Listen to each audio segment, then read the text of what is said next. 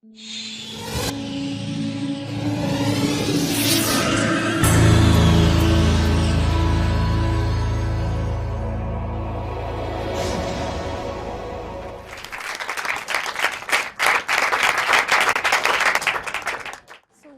qué el buen sexo se desvanece tan frecuentemente, aún en parejas que continúan amándose uno al otro tanto como siempre?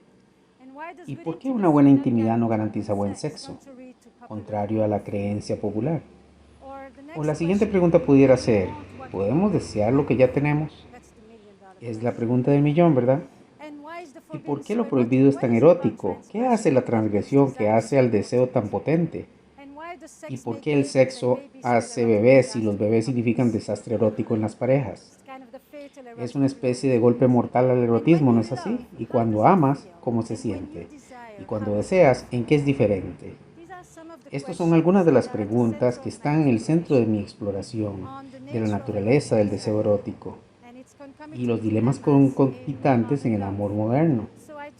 Así que he viajado por el mundo y lo que he notado es que en todas partes donde el romanticismo ha entrado, parece haber una crisis del deseo. Una crisis del deseo como en poseer lo querido. El deseo como una expresión de nuestra individualidad, de nuestra libre elección, de nuestras preferencias, de nuestra identidad. Deseo que se ha convertido en el concepto central como parte del amor moderno en las sociedades individualistas. Saben, es la primera vez en la historia de la humanidad en que tratamos de experimentar la sexualidad en el largo plazo. No porque queramos 14 niños, para lo que necesitamos tener aún más porque muchos de ellos no sobreviven, y no porque sea un deber marital exclusivo de las mujeres.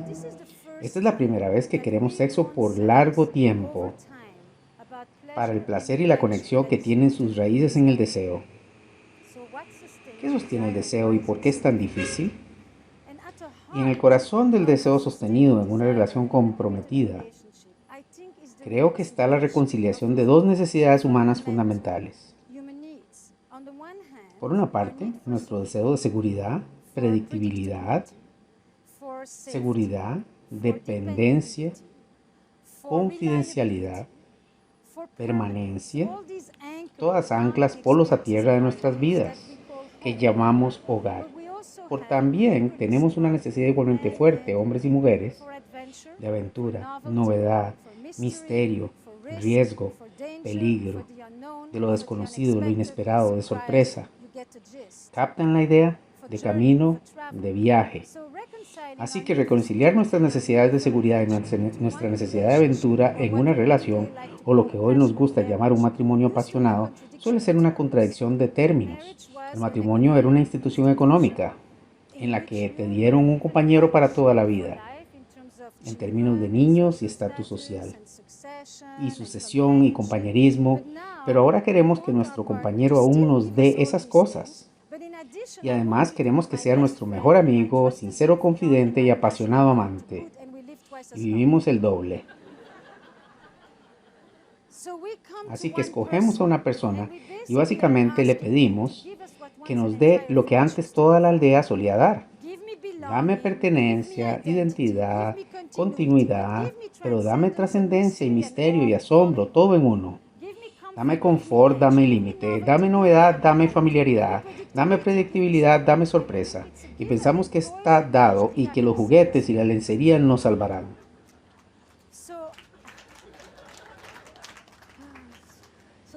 Así que ahora llegamos a la realidad existencial de la historia, ¿verdad? Porque creo, de una forma, y volveré sobre esto, que la crisis del deseo es frecuentemente una crisis de la imaginación. Así que, ¿por qué el buen sexo a menudo se desvanece? ¿Cuál es la relación entre amor y deseo? ¿Cómo se relacionan y cómo entran en conflicto? Porque ahí radica el misterio del erotismo. Si hay un verbo para mí que acompañe a amor es tener, y si hay un verbo que acompaña a deseo es querer. En el amor queremos tener, queremos conocer lo amado. Queremos minimizar la distancia, queremos reducir la brecha. Queremos neutralizar las tensiones, queremos cercanía. Pero al desear tendemos a no regresar a los lugares en los que ya hemos estado. Los resultados predecibles no mantienen nuestro interés. Al desear queremos un otro, alguien del otro lado que podamos ir a visitar, con quien podamos pasar algún tiempo, que podamos ir a ver qué pasa en la zona roja. Al desear queremos un puente para cruzar. En otras palabras, a veces digo, el fuego necesita aire, el deseo necesita espacio. Y cuando se dice así es bastante abstracto. Pero luego tomé una pregunta, he ido a más de 20 países en los últimos años con inteligencia erótica y le pregunté a la gente, ¿cuándo es que encuentra más atractiva a su pareja? No atractiva sexualmente per se, sino más deseable. A lo largo de las culturas, las religiones, el género, excepto por uno, hubo pocas respuestas diferentes. El primer grupo es más deseable para mí cuando se va, cuando está lejos, cuando nos reunimos. Básicamente, cuando entro en contacto con mi habilidad de imaginarme a mi pareja, cuando mi imaginación regresa al cuadro y cuando puedo socavar en la ausencia y el anhelo, que es el mayor componente del deseo. Pero un segundo grupo es aún más interesante. Me es más deseable cuando la veo en el estudio, cuando está en escena, cuando está en su elemento, haciendo algo que le apasiona, cuando la veo en una fiesta y con otras personas, cuando la veo dirigiendo. Básicamente, cuando veo a mi pareja radiante y segura, probablemente el mayor excitante de todos, radiante como autosuficiente. Estoy mirando a esa persona. Por cierto, en el deseo las personas raramente hablan de ello cuando están a 5 centímetros uno del otro. No sé cuánto es eso en pulgadas, pero tampoco es cuando la otra persona está tan lejos que ya no puedes verla. Es cuando veo a mi pareja a una distancia confortable. Cuando esa persona, que es ya tan familiar, es por momentos misteriosa otra vez, algo elusiva. Y en ese espacio entre yo y el otro reside el impulso erótico, reside el movimiento hacia el otro. Porque a veces, como decía Proust, el misterio no es viajar a nuevos lugares, sino verlos con nuevos ojos. Y así, cuando veo a mi pareja por su cuenta, haciendo algo en el que está involucrada, veo a esa persona y por momentos tengo un cambio de percepción. Y estoy abierta a los misterios que viven justo a mi lado. Y entonces, más importante, en esta descripción del otro, o de mí, es lo mismo, lo que es más interesante es que no hay necesidad en el deseo. Nadie necesita a nadie. No hay cuidado en el deseo. El cuidado es muy amoroso, es un potente antiafrodisíaco. Todavía estoy por ver a alguien que esté excitado por alguien que lo necesita. Una cosa es quererles, necesitarlos es un freno. Las mujeres lo han sabido desde siempre, porque cualquier cosa que se lleven a la planificación generalmente disminuirá la carga erótica. Por buenas razones, ¿correcto? En el tercer grupo de respuestas generalmente son cuando estoy sorprendido, cuando reímos juntos. Como alguien me dijo en la oficina hoy, cuando está de etiqueta, así que me dije, ¿es o de etiqueta o de botas de vaquero? Pero básicamente es cuando hay novedad.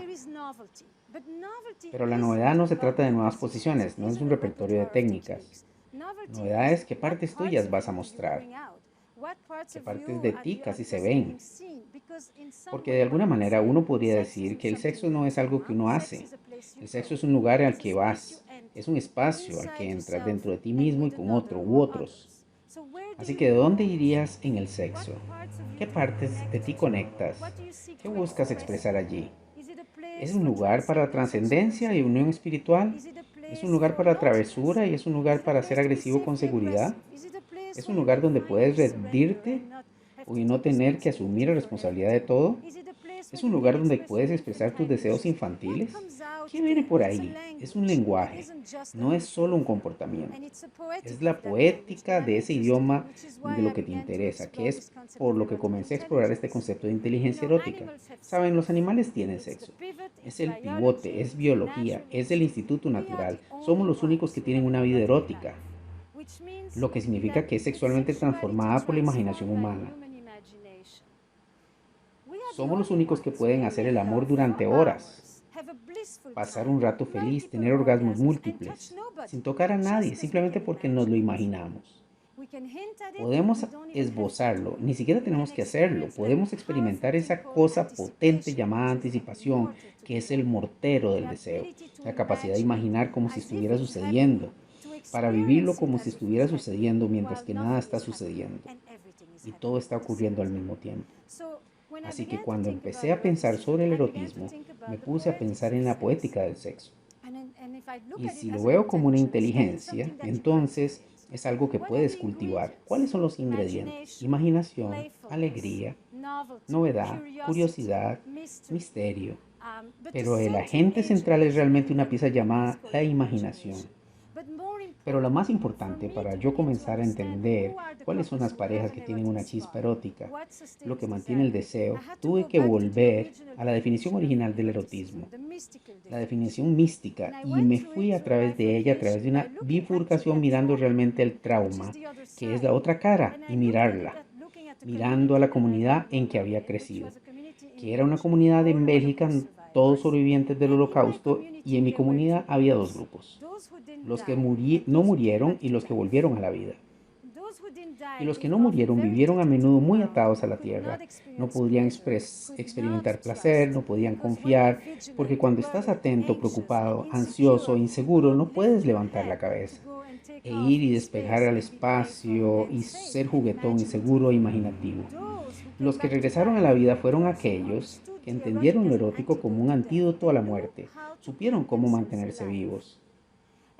Y cuando comencé a escuchar de la sexualidad de las parejas con las que trabajo, a veces les oigo decir, quiero más sexo, pero por lo general lo que la gente quiere es mejor sexo, y lo mejor es volver a conectar con esa cualidad de resonancia, de renovación, de vitalidad, de eros, de energía, que el sexo solía darles y que habían esperado les diera.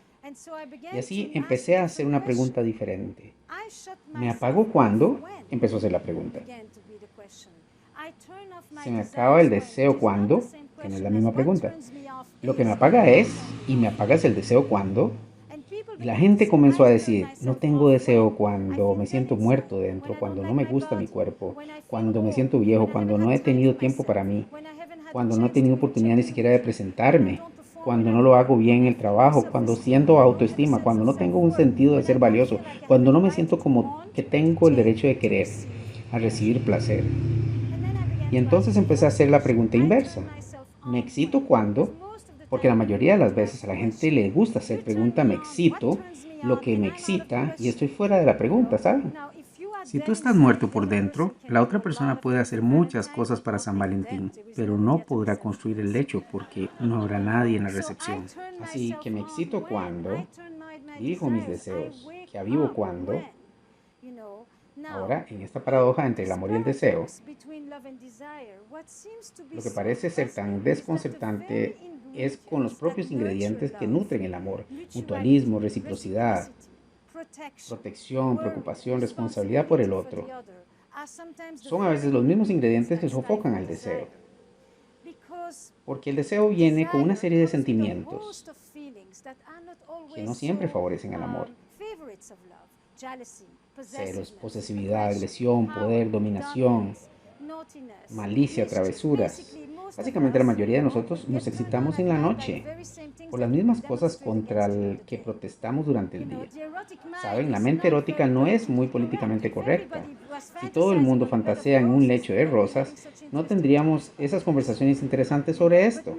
Pero no, en nuestra mente hay una multitud de cosas sucediendo que no siempre sabemos cómo llevar a la persona que amamos, porque pensamos que el amor viene con abnegación, y de hecho el deseo viene con una cierta cantidad de egoísmo, en el mejor sentido de la palabra, la capacidad de estar conectado al propio yo, en presencia del otro. Así que quiero traer esa pequeña imagen hacia ustedes debido a esta necesidad de conciliar estos dos grupos de necesidades con las que nacemos: nuestra necesidad de conexión, nuestra necesidad de separación, o nuestra necesidad de seguridad y aventura, o nuestra necesidad de estar juntos y de autonomía. Y si piensan en el niño que está sentado en su regazo y que es acunado allí muy seguro y cómodo, y en algún momento todos debemos salir al mundo, para descubrir y explorar. Eso es el principio del deseo, necesidad, exploratorias, curiosidad, descubrimiento.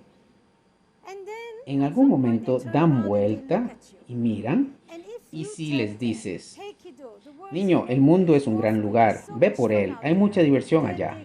Entonces pueden dar vuelta y experimentar, conexión y separación al mismo tiempo. Pueden ir en su imaginación, en su cuerpo, disfrutando su alegría, sabiendo todo el tiempo que habrá alguien cuando regresen.